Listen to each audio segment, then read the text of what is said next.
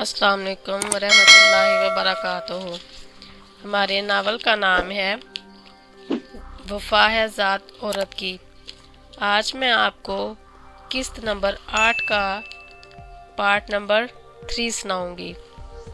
अगर वीडियो पसंद आए तो कमेंट सेक्शन में अपनी राय का इजहार ज़रूर कीजिएगा।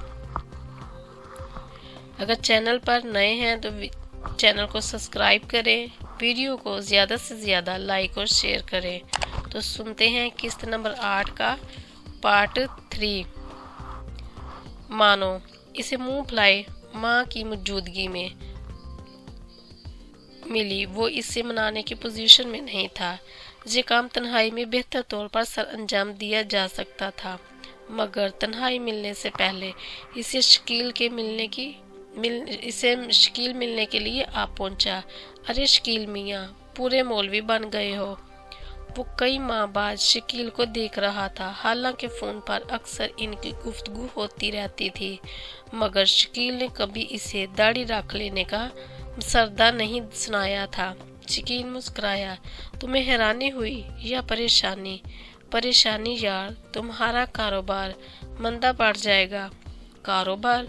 अब हैरान होने की बारी शकील की थी। हाँ ना यार, किसी लड़की ने भी तुम्हें लिफ्ट नहीं कराना। मौलवियों से तो ये लड़कियां यूं भी एलर्जिक रहती हैं। शहीर ने मानी खेस लहजे में वजाहत की।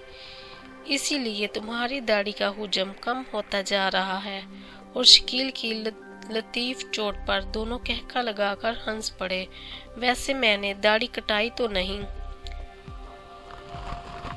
बस हल्की सी ड्रेस की है। शहीर ने सफाई पेश की। 1-2 बार मजीद ड्रेस हुई तो उम्मीद है ड्रेस कराने की झंझट से जान छूट जाएगी। शकील का तंस बरमला था। छोड़ो यार, ये हर किसी का ज़ाती मामला है। शहीर ने बहस से पहलू तही के लिए वही घिसा पिटा फिक्रा इस्तेमाल किया जो कभी शकील कहा करता था। वैसे मुझे हैरानी है, तुम्हें मन की मुराद मिल गई। मेरा मतलब है मानो, और इसे तुम हर सूरत कबूल हो। फिर इस जिद्दत का क्या मतलब?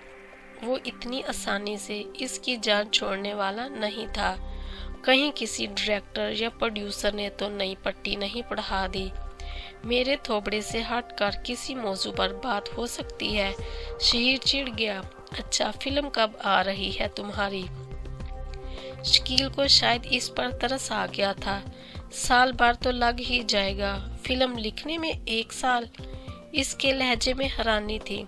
लिखने नहीं, फिल्माने की बात करो। शकील ने समझने के अंदाज में सर हिलाया और फिर मुस्तफर हुआ। मानो भाभी से तल्लुकात किस नहज पर जा रहे हैं।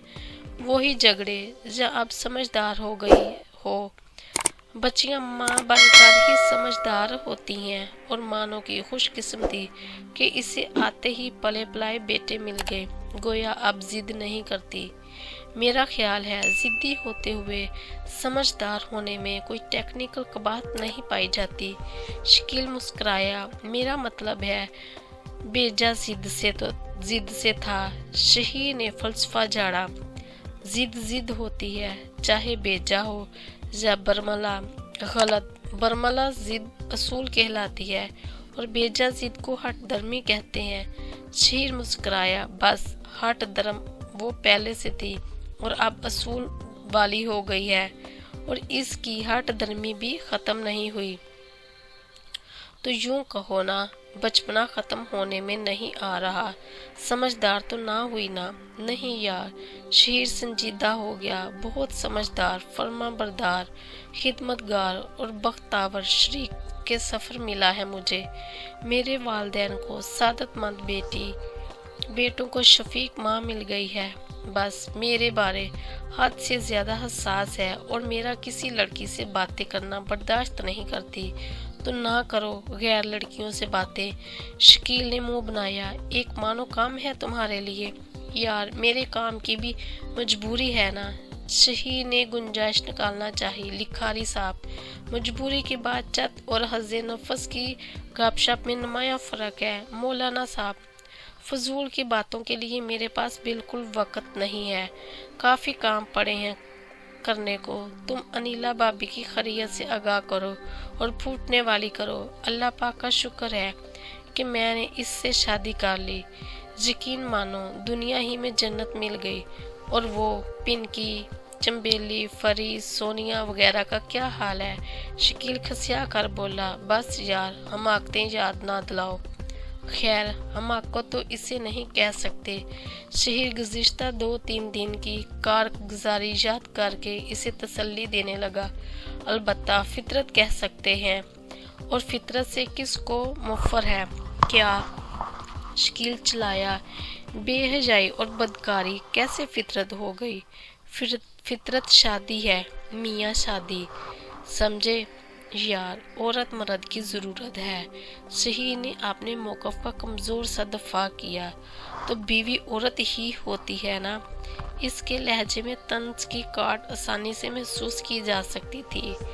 यहाँ औरत को मुंह लगाना मर्द की ज़रूरत होती है। तुमने चाय पी ली है ना? अगर खाना खाना है तो भिजवा देता हूँ, लेकिन मैं तुम्हारा साथ नहीं दे सकूँगा। मुझे कुछ ज़रूरी लिखाई करना है। नहीं थैंक्स, मैं चलूँगा। शकील शहीर के पसंदीदा मौजू से इसकी पहलू-तही की वजह समझने से कासर था, मगर इसके चेहरे के तासुरात और बोगस दलाइल जो कुछ बावर करा रहे थे वो शकील के लिए हैरानकुन ही नहीं, अजीबो-गरीब भी थे। मानो जिसके नाम की माला जपना शहीर का पसंदीदा मशगला था, वो भी दुराने गुफ्तगू शहीर के याद कराने पर इसे याद आई थी। मगर ये मौजू छेड़ने के लिए वो मुकाम और वक़्त शकील को मुनासिब न लगा, और ये बहस किसी और वक़्त पर टाल कर वो शहीर से अलविदाई मुसाफा करके निकल आया। शहरी खैर तो है, तुम कुछ बदले बदले से लग रहे हो। शहीर की जन्म से पेशरफ्त ना पाकर वो खुद बखुद राजी हो गई थी। मानो शादी से पहले मैंने बड़े प्यार से तुम्हें समझाया था कि अमली ज़िंदगी में क्या क्या मुश्किलात दरपेश हो सकती हैं। और याद है मुझसे इत्तेफाक करते हुए तुमने यही कहा था कि हमने मानना है कि दिल्ली में रहें, खाएंगे क्या।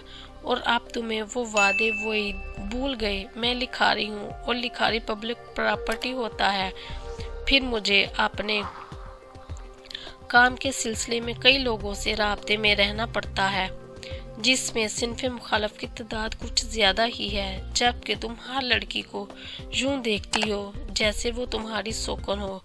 आखिर इस तरह कब तक चलेगा? यानी हमें कतई तल्लुक़ कर लेना चाहिए ना? मानो के लहजे से तलखी झलकी। मेरी किसी बात से तुमने ये नतीजा अखज़ किया है।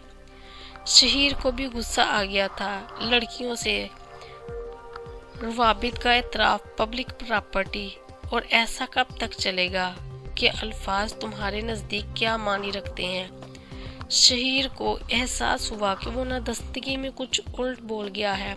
जी मेरे हाथ देख रही हो? इसने हाथ जोड़ते हुए बहस से राफरार अख्तियार की।